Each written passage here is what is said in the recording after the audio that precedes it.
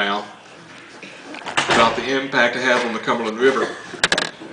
And sorry about saying it was going to be at the City Hall and then bringing it over here, but when we scheduled this, we were not for certain we'd be able to be over here. But I prefer this because everything is set up. We have an excellent courthouse here now, the courtroom. The renovation made it possible. And as we'll be using these features tonight that the lawyers and judge and all will be using. So if you have an occasion to be here, you'll see their work. Okay, if you don't know me, I'm David Hardin. I'm Director of EMA here in the county. I've been dealing with this for about 3 months or 4 months now. We had a meeting a few months ago in Lebanon concerning Wolf Creek Dam. I am not able to go really into a lot of the background and what the Corps is doing now. There will be a website at the end where you can go and access current information. And to me that's very important. And what I'm dealing with here is the impact on Houston County. We will deal a little bit with Montgomery County. The reason for that is to show you the impact and how great it can be. So I want to try to keep this reasonably brief. If you have any questions, then I'll try to answer them, or at least go to a place where we can find an answer. Because I have resources through the state that we can come up with some answers. But you can ask a lot of questions I will not know the answer to, and probably nobody else will. Because a lot of it deals with what ifs. And so I put together then a small PowerPoint, if I can use a mouse left-handed, concerning the impact on Houston County. And the figures we'll be using here are the worst case scenario.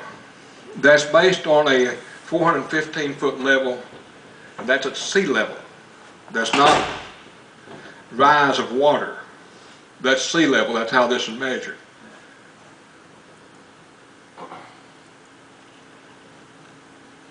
Now what is Wolf Creek Dam? It is the largest freshwater reservoir east of the Mississippi. It is one of the largest in the nation. With the drawdown, it will lose the distinction if they go to what they want to go to, of being the largest east of the Mississippi River. It's an earthen and concrete dam, approximately 1 mile long. 4,000 feet of this is earth dam. And I'll show you a picture in a moment.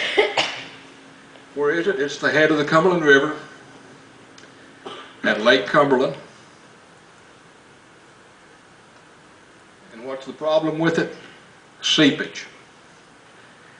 When you go to the website, it'll be having you can see why the water will be seeping in some of the pictures they have for you. I was not able to get them off the website in order to present them, but here's a picture of the dam itself. The problem is the areas in the earthen portion, that's where the seepage is taking place, and the fear is that if this does come out in a catastrophic failure, then we have a terrible situation.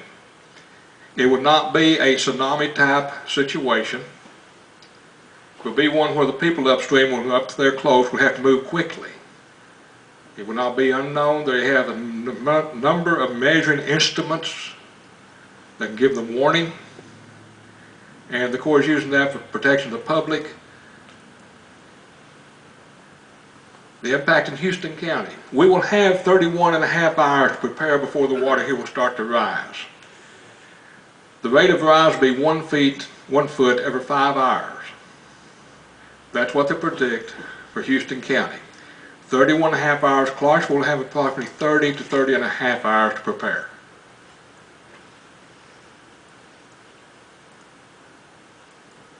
If I can hit the button right.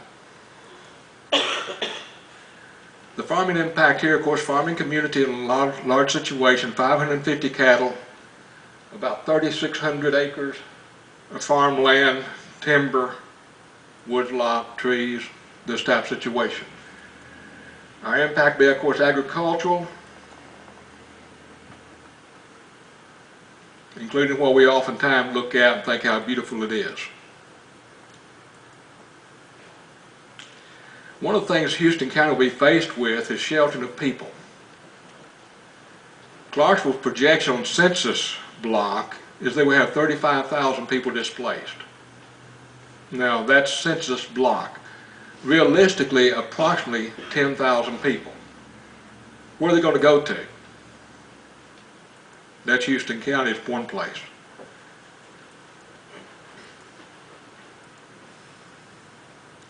Our impact is going to be on the business and the industry here. The first of these, of course, TVA will be impacted.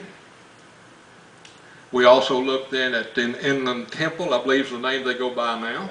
The Standard Gypsum Plant used to be called. Southern Gauge will be impacted. Now they're on a hilltop, remember?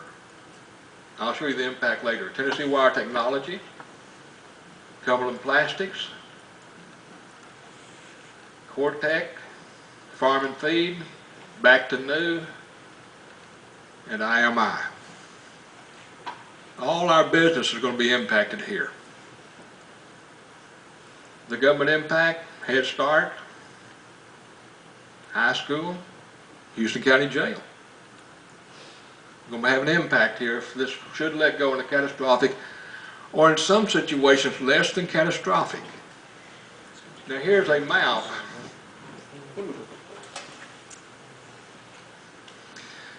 This is worst case scenario. In case you don't recognize that, we have Yellow Creek. Guess where your water plant is? In the water, under the water. It will not take worst case scenario to take out the water plant.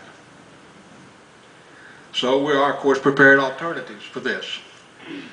Our sewer plant, worst case scenario, we'll lose the pumping station.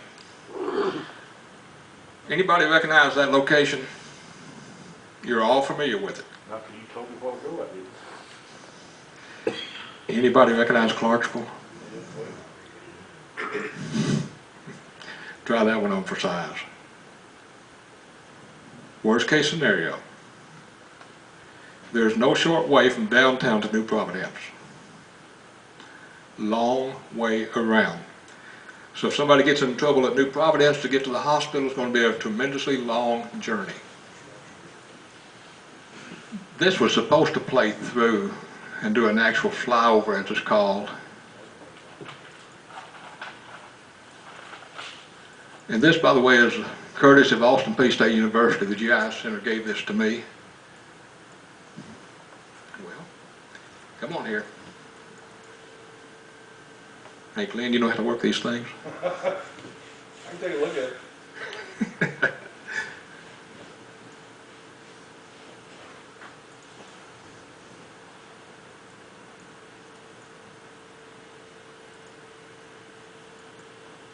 You figure out there's a way to get around it. You think we got it bad off? What if you lived in Clarksville? How much of Riverside Drive is going to be non-existent? Jostens, all those. I thought I'd take a picture to remind you of what we have at the industrial park. Electrical. Nagels and such there, Southern Gauge, of course. The house down there become an island. The jail. Head Start. Buckeye. Forget about getting to Buckeye.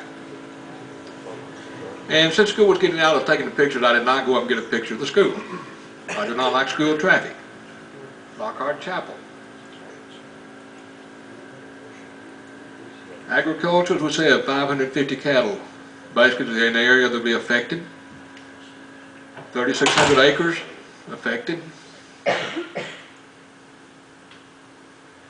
Impact on emergency services. Now when I list this, I do the buildings, not the response. The sheriff's office, no access. The jail has in it 36 inmates, no access. Here in police department, no impact. Which we're higher right here, remember? Fire stations, no impact. Ambulance service building, no impact. 911 center, no impact. That's because these are not directly impacted by flood waters. The access you see is a different situation.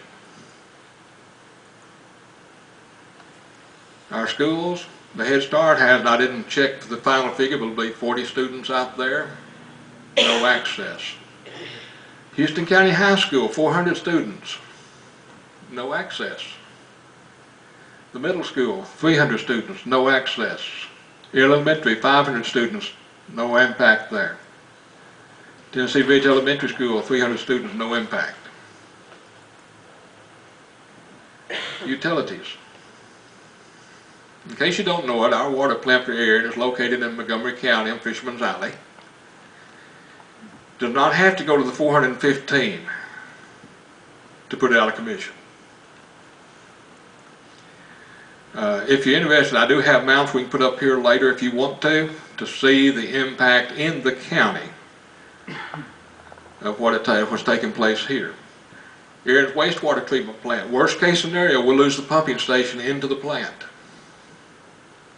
I like to put it like this: can't drink, can't flush. Normally, our sewer systems are neglected in catastrophic or emergency situations. It is a necessity nowadays, just like water. We have to dispose of our waste. Sheltering in Houston County, this is using the 3 schools available, Aaron Elementary, Tennessee Ridge, and the middle school. Red Cross plan on a 380 capacity.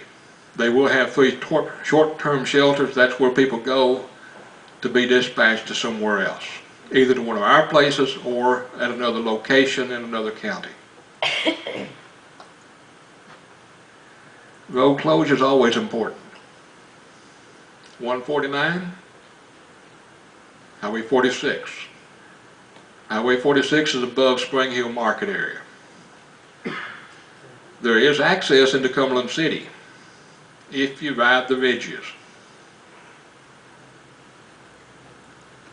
Our county roads, Buckeye, Kaiser Ridge. There may be more impacted than what I have listed here. We're not for certain. But what we've seen on the maps now, these are the roads that are being impacted in Houston County. They'll be non-accessible in certain directions. So this is something we're having to deal with. Our county superintendent is aware of that.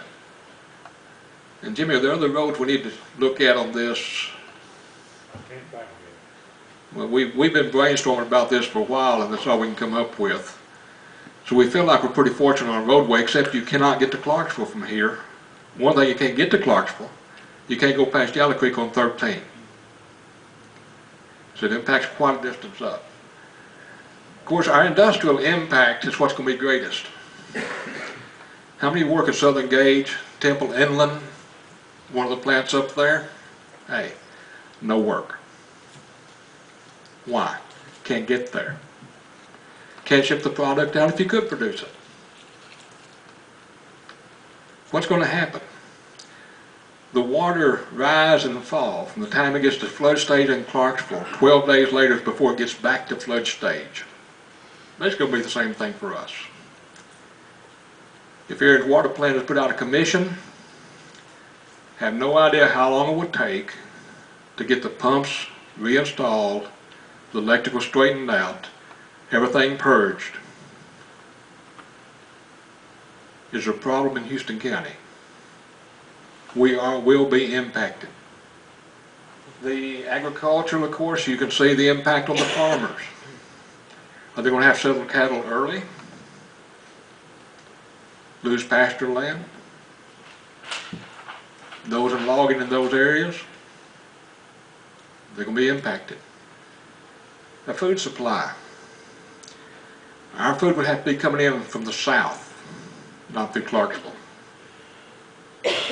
A lot of ours comes through Clarksville. They'll have to reroute it. We'll not be shorted here. But the impact on this is you cannot go to Claggers and buy if you don't have any money. This is a chain effect. And so people need to be somewhat prepared for this. Medical, we still have medical facilities. We can get to Nashville. go through Yellow Creek, go through Dixon. You cannot go through Clarksville. But also because of this, there will be more demand on aerial medical assistance, bringing in the helicopter. Because they're going to have to be going in areas where there's no access with people with injuries or severe sickness. In other words, if somebody's having a heart attack, the only way somebody can get there to help them may be by helicopter, if the weather permits, or by boat, which may not be the best situation. And no access to Clarksville. If you used to go to Walmart in Clarksville, you'll go to Dixon. So the impact we have here is going to be somewhat severe, and yet in other cases not so severe. Now, a lot of people ask, and I got this because of Clarksville EMA was asked this question, Montgomery County EMA, Steve would ask one question, well, what are you doing for me?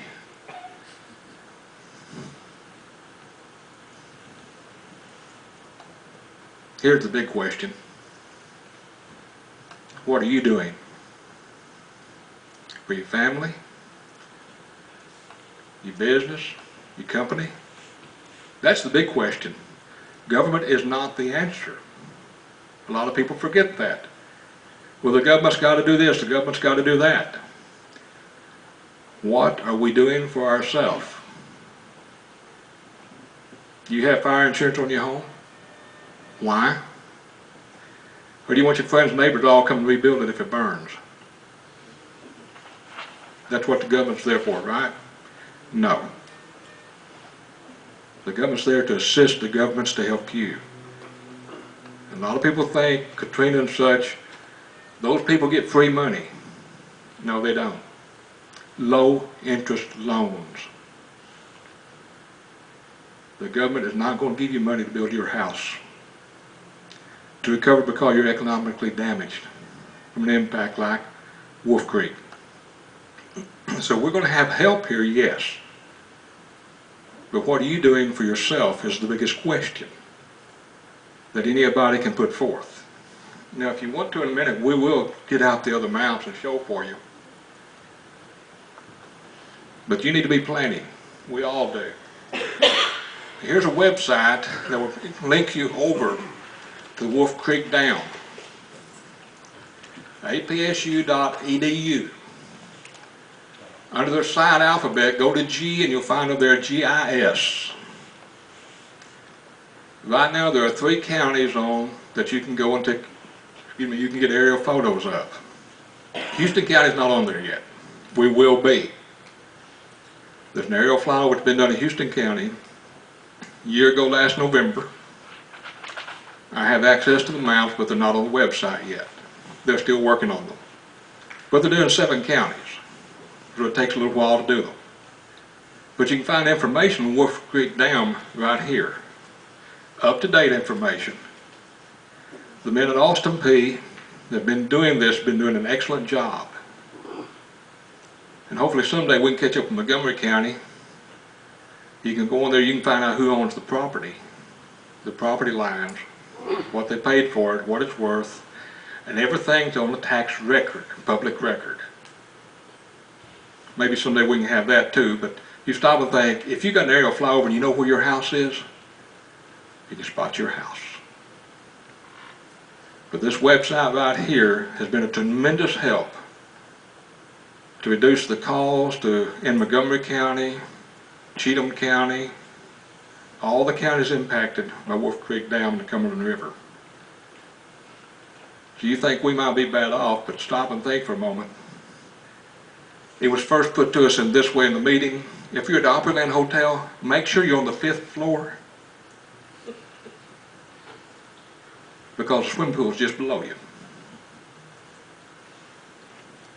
So, you know, we're going to have an impact, yes. But where's all the people from Nashville going to go that has to leave home? Clarksville, Montgomery County, have to leave home. Where are they going to go? There are a lot of them going to come here.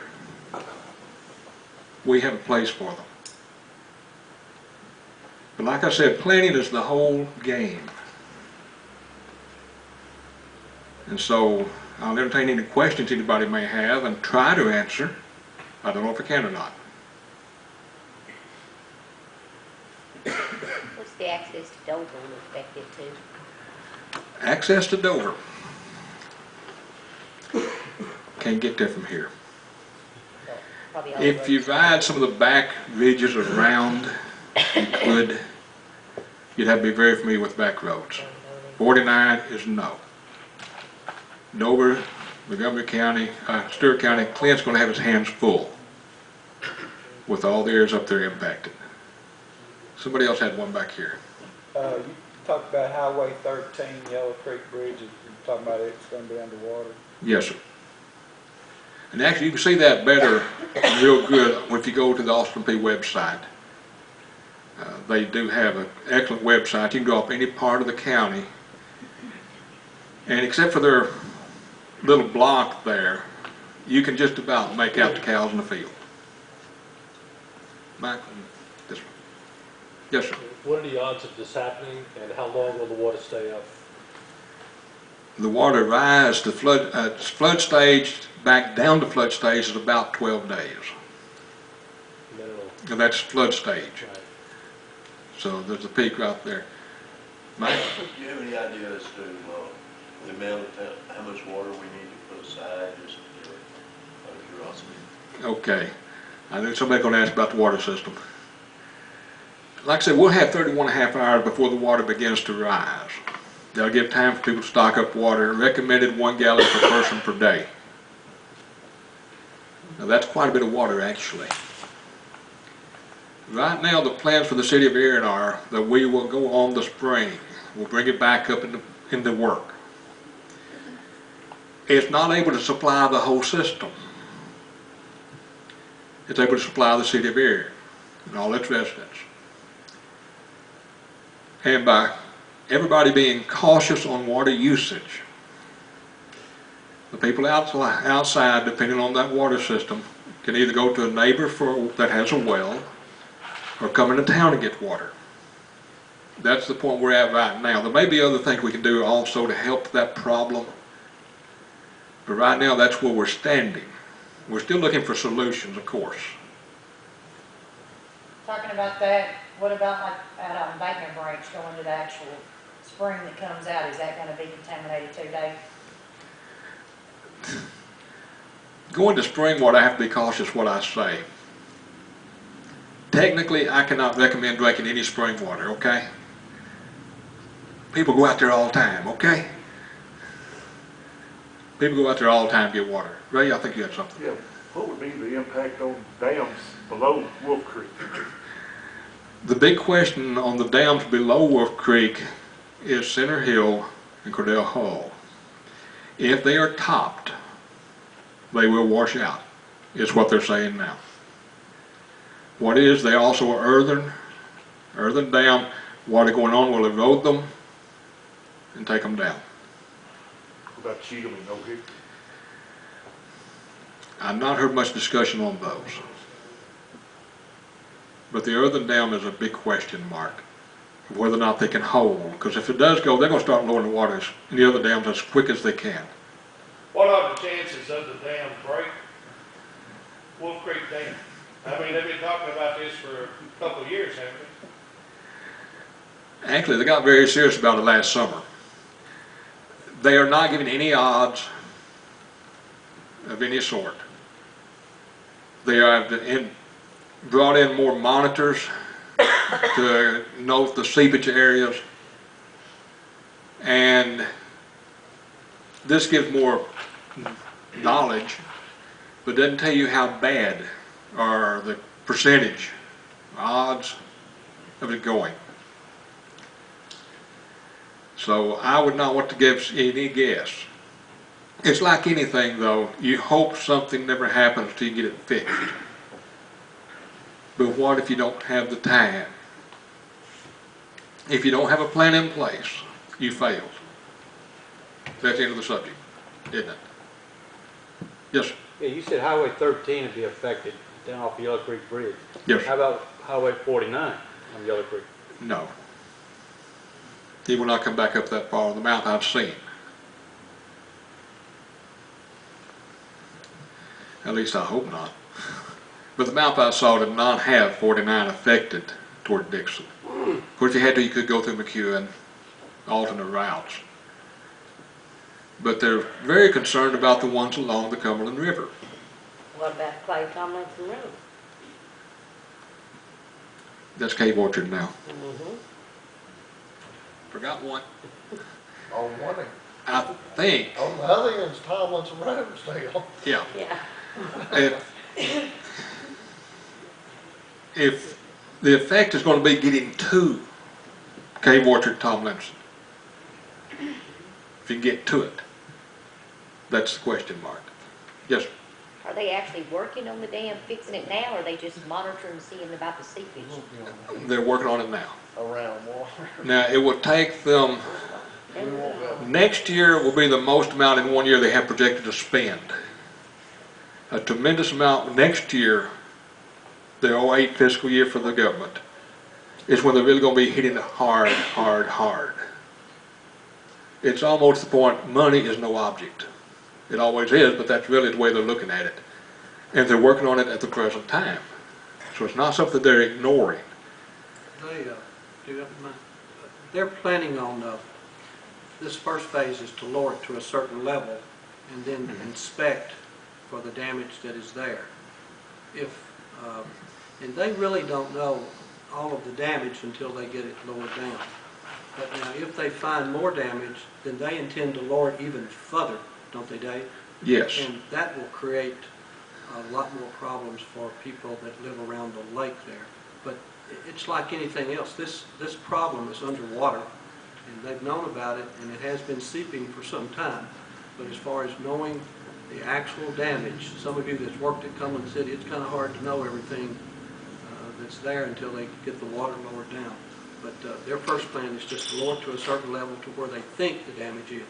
And it's my understanding they're going to try, it's got crevices in the rock formation. And some of you that's worked on construction, they're going to try and grout those crevices is what they're going to try to do. Concrete, basically, pump concrete into it.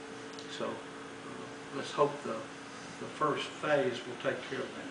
But they don't know until they get down there themselves. If you go on the website and follow it, you will find some pictures depicting the rock that's under the dam. And also you will find pictures of caves they filled in with the current knowledge in 1948, 49 when they built the dam, with trucks packing clay into those caves. Clay will not live forever in water. And they have pictures there of the type of rock. And if I can find my slot here, I can pull up a couple of maps that will show you the impact on our highway.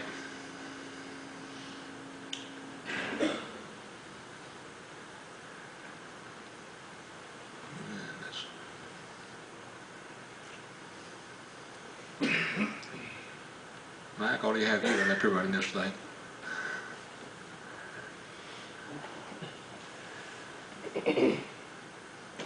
This is a map that the Corps of Engineers gave us. The map is dated as the aerial flyover is 1999, Austin believes. Let me enlarge an area for you here, I hope.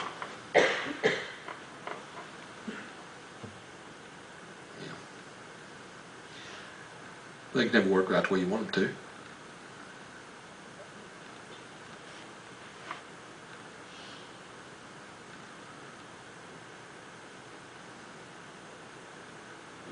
What it is, I got to find out where I am here.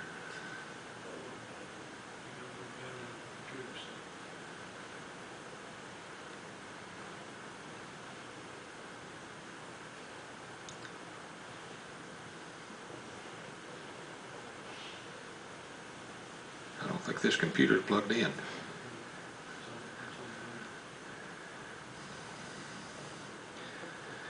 This shot right here, where the little hand is Spring Hill Market.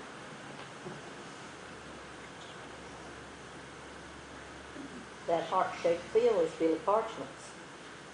Mm-hmm. It's Billy Parchman and,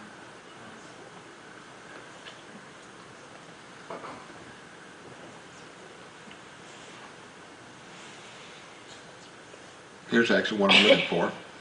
I'm trying to remember numbers to get the alphabet before it.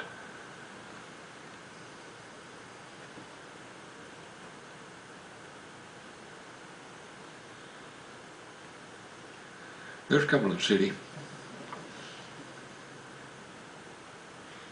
Of course, the Highway 49 is blocked.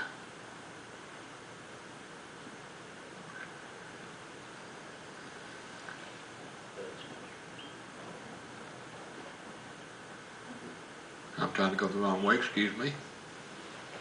You know, when you do this by yourself, you don't worry about what the time is.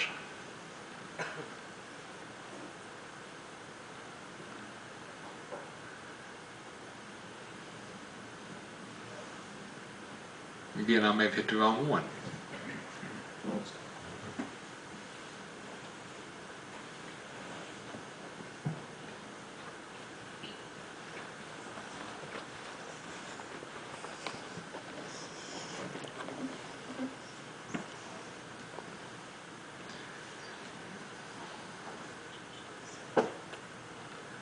Now, as you look at this one, you may recognize a few things that when I enlarge it here.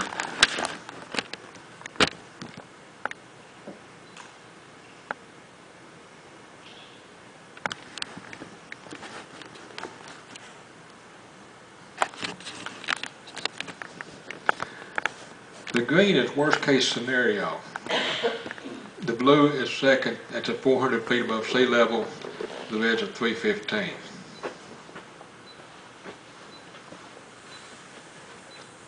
When you look right in here, there's Buckeye. As you can see, the school is not there at that portion at that time they took the photo.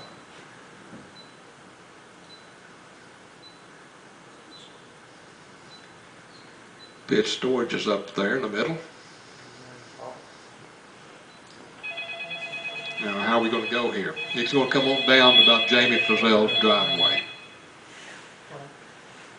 So this is the impact here. It's not that we're going to have that much damage from water outside the infrastructure of the water and sewer plant. Our home is not going to be that endangered. But you can't get there from here. Hope I don't buzz, because I'm not going.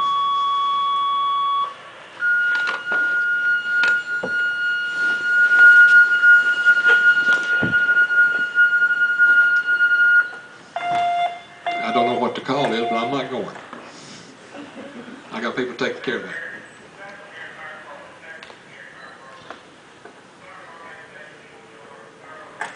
Does anybody else have any questions? Anybody got questions? Yes, sir. How will our electrical service be impacted? Electrical service should not really be impacted. The impact is going to come from the impact of TVA to Cumberland. Cumberland produces 15 to 19% of the power of TVA's system. The loss of the hydroelectric is going to be tremendous. Even lowering the lake level is going to have an impact on hydroelectric. The worst case scenario, you can't get to Cumberland City from here. But it will have water, unfortunately, in some of the plant itself. Not deep, but it will have enough that I'm certain they would have to shut down. And so this would make a tremendous impact. You know, you lose 15% of the power of TVA, they're going to be booking it in from somewhere else. But it will have an impact. And all the workers work out there. If you can't get there to work, they're not going to pay you. Yes, sir. How far are they expecting the backwater from the Cumberland to come back up well to 345? The water backing up be about Jamie Frizzell's driveway. And almost to Spring Hill Market on 46 Grasses Creek.